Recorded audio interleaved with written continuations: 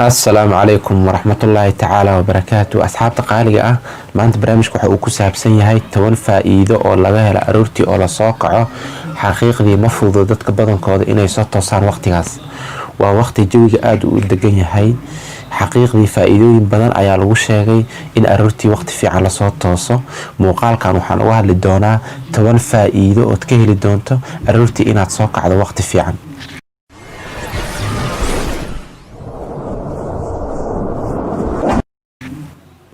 number 2 faa'iidada koowaad waxay ka caawinaysaa inaad hesho cunto caafimaad ahaan isku dheelitiran dadka aroortii hore soo kaco waxay jaanis u helayaan inay cunaan cunto nadiif ah inay cunaan cunto fresh ah in quraacda waqtigeeda ay cunaan waqtiga loogu talagalay cunto kasta waqti ayaa loogu talagalay qadada waqtigeeda ay ku cunaan cashada waqtigeeda ay ku cunaan laakiin dadka hurdada ku daaha waxaa laga yaabaa in aysan cuntada cunin waxaa laga yaabaa in cunto waqtigeeda la soo dhaaf ay cunaan ama aan fresh ahayn taasoo dhibaato caafimaad laga dhaxlo dhibaatada caafimaad oo laga dhaxlo waxaa kamid ah qofka in appetite-ka uu ka xirmo mar walba waxay faa'iido ku jirtaa cuntada in aad waqtigeeda ku cunto waqtiga loogu talagalay number 2 waxaad noqonaysaa qof energy leh oo tamar badan jirka markuu nasiino helo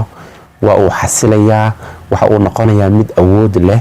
dadka badanaa aroortii soo kaco waxa ay seexdaan waqti fiican habeenkii faa'iidooyinka ku jirta hurdada waxaa kamid ah in jirka uu xasilayo heerkulka jirka uu hoos u dhacayo sidoo kale qulqulka dhiigga dhinaca murqaha ayaa aad u kordhayo intaan oo isbiirsata waxay ka dhigaysaa inaad noqoto mid tamar badan mid shaqo diyaar u ah mid awoodi karo in uu wax qabsado number 3 muuqaalka jirkaada waxa uu noqonayaa mid iftiimayo waqti fiican baad u helaysaa fayadhowrka jirkaada subaxii markaad waqti fiican soo kacdo ama aroortii soo kacdo si diifta iyo rafaadka uusan kaaga muuqanin jaanis badan ayaad u helaysaa inaad jirkaada ku nadaamiso nadaafada aad ku dadaasho si shaqada markaad aada u noqoto mid dhalaalayo mid iftiimayo marka waa faa'iidooyinka kamid ah in aroortii aad soo kacdo waqti fiican si nadaafada jirkaada iyo fayadhowrka aad ugu dadaasho number 4 waxaad helaysaa waqti wanaagsan oo jimicsi ku suubiso jimicsiga aroortii la suubiyo faa'iidooyin badan ayaa ku jirto maalinta aad jimicsi suubiso way kaaga duwanta maalmaha kale waxay ku noqonaysaa maalin aad u qurux badan sababtoo ah markii aad jimicsi suubiso waxaad noqonaysaa qof furfuran qof nashaad leh qof u diyaarsan inuu shaqo qabto bal u fiiri maalinta aadan jimicsi suubinin uma xiisaysid shaqada waayo waxaad dareemaysaa caajis waxaad kaloo dareemaysaa in shaqada ay culays kaa saaran tahay marka jimicsiga waa wax aad u wanaagsan in subaxii aroortii hore aad suubiso si maalintaada u qurux badnaato number 5 faa'iidada shanaad ayaa ah waxaa kor u kacayo waxqabadkaada aroortii markii aad soo kacdo waxaad sii qorsheynaysaa maalintaada waxa aad qaban rabto inta qorsho aad leedahay maanta inaad qabato ayaad sii qorsheynaysaa markii aad sii qorsheyso maalintaada dib u dhaca ayaa yaraanayo waqtina kaama lumay bal ka fakir aroortii oo soo kacdo waxaad helaysaa 2 saacadood oo siyaado ah maalintaada oo wax ku qabsan karto tusaale maalinta hadii 2 saacadood oo siyaado ay ku soo marto isbuuci meeqa saacadood baa ku soo marayso waxa ku soo maraysa 14 saacadood oo siyaado ah waxaad awoodaa inaad xirfad ku barato waxaad awoodaa inaad luqad ku barato waxaad awoodaa wax walba oo jecesha inaad ku qabsato marka waa faa'iidooyin badan ayaa ku jira aroortii inaad soo kacdo waayo waxaad helaysaa waqti badan oo wax ku qabsan karto number 6 faa'iidada lixaad ayaa ah waxaa kor u kacayo wax soo saarkaada guuleystayaasha waxaa la sheegaa in 5 subaxnimo ama ka hor ay soo kacaan waa sababta ka dhigtay in nolosha horumar badan ay ka suubiyaan waa sababta keentay in guulo la taaban karo ay gaaraan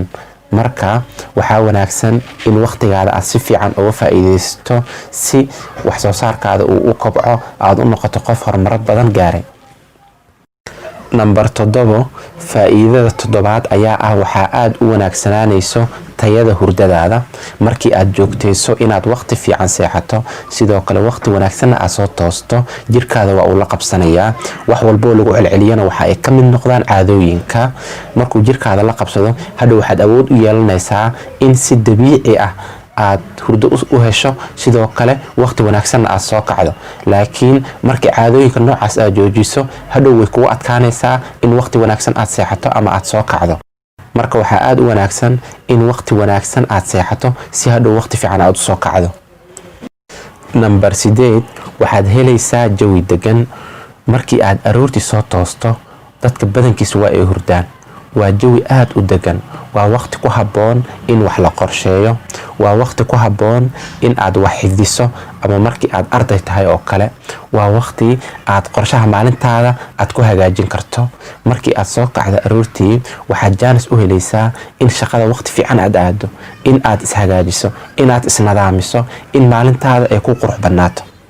Number 9 waxaad noqonaysaa mid diyaarsan, maalintiisana sii qorsheeyay. aroortii markii aad soo kacdo maalintaada waa sii qorsheynaysaa. maxaan rabaa inaan qabto, maxaan rabaa maanta inay ii hirgalaan, qorshooyin noocaas baad meel ku qoranaysaa. laakiin markii aad hurdada ku daahdo ma aad soo kacdo hadhow way kugu adkaanaysaa inaad wax sii qorsheyso. waxaa laga yaabaa in maalinta dhanba caajis iyo waasi ay kaaga dhammaato, si marka waqti uusan kaaga dhicin, dibidhac uusan kuugu imaanin. aroortii oo soo kacdaa waxa ay kuu noqonaysaa maalintaada mid qurux badan, mid diyaarsan, mid aad sii qorshaysay, shaqooyinkaadana aad si hufan usoo qabatay. Number 10 faa'iidada 10aad ugu dambeysa ayaa ah waqti wanaagsan ayaad la qaadanaysaa familigaada. markii aad soo toosto ama fiican ama aroortii aad soo kacdo waxaad jaanis u helaysaa in shaqada ama fiican aad aado, si hadhow waqti fiican aad uga soo laabato oo familigaada iyo inta aad jecesha aad waqti oo la qaadato. marka aroortii oo soo kacdaa waxa ay jaanis u noqonaysaa in familigaada aad jaanis u hesho si waqti aad oo la qaadato. haddii muuqaalkan uu ku cajabiyey fadlan asxaabtaada la wadaag. haddii kanaalkan aad ku cusubta subscribe saar. mahadsanidin.